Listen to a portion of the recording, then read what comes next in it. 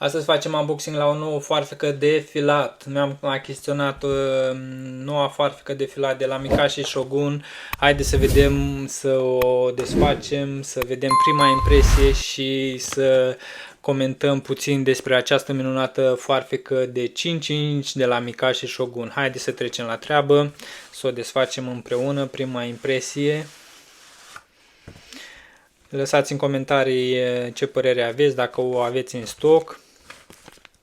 Aceasta este foarfeca. Vine cu același reglator pentru foarfecă. Haideți să o desfacem. Prima impresie. Îmi place foarte mult designul. Cam așa arată. Bombă. Mi-a intrat mânușă, fraților. 5,5 inch Mikashi Shogun. Foarfecă de filat. Cred că este o foarfecă de filat foarte bună. Abia aștept să o testez. Ca să o verificați dacă este reglată corect. În acest fel o reglați. Îi dați drumul. Nu trebuie să se închidă de tot. În așa fel vă dați seama că este reglată corect. Dacă aveți această foarfecă de filat în stocul vostru, lăsați în comentarii ce părere aveți despre această foarfecă, cum vi se pare și dacă o recomandați.